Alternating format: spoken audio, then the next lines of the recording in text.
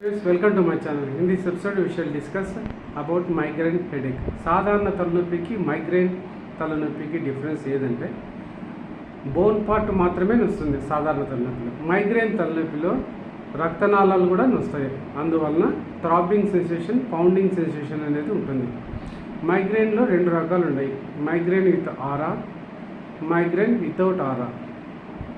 Migraine with aura అంటే తలలో ఒక పక్క మాత్రమే ఉంటుంది, అది మళ్ళా మరుసటి రోజుకు తలంతా స్ప్రెడ్ అవుతుంది. మైగ్రేన్ వితౌట్ ఆరా అంటే ఒకటేసారి తలంతా వస్తుంది.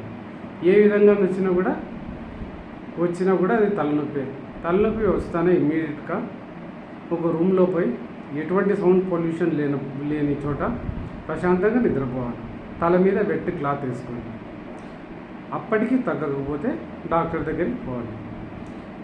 తలనొప్పి కారణాలు అతిగా పనిచేయడము, ఎక్కువగా చేయడము, రాత్రిపూట సరిగా నిద్రపోకపోవడము, హై బీపీ రావడము, సర్టన్ మెడికేషన్స్ వలన, యాంటీబయాటిక్స్ ఓవర్డోస్ వలన, ఆల్కహాలిక్ ఎక్కువ తాగడం వల్ల వస్తాయి. ఇంకా కొంతమందిలో ఫ్యామిలీ హిస్టరీ, పేరెంట్స్లో ఎవరికన్నా అంటే పిల్లల్లో కూడా అవి వస్తుంది. ఇంకా హార్మోనల్ ఇంబ్యాలెన్స్ వల్ల కూడా వస్తుంది. ఇవి వచ్చినప్పుడు యోగా ఎక్సర్సైజ్ చేయడము, బ్రీతింగ్ ఎక్సర్సైజ్ చేస్తే అది తగ్గిపోతుంది.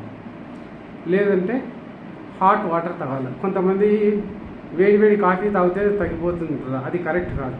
వేడి వల్ల తగ్గుతుంది కానీ కాఫీ వల్ల కాదు. అదే నీళ్ళలో 2 జామ ఆకులు కానీ 2 రావి ఆకులు కానీ వేడి చేసుకొని ఆ కషాయం తాగినా కూడా పోతుంది. ఇంకా ఏం లేదంటే అప్పుడు డాక్టర్ దగ్గర పోవాలి. డాక్టర్ ఎక్కువ ఇచ్చేది డిటాన్స్, beta blockers, calcium channel blockers tablets ఇస్తారు మైగ్రేన్ తలనొప్పికి. But prescribing medication is the last course of action when all options are worn out. That's all for now. Thank you for watching.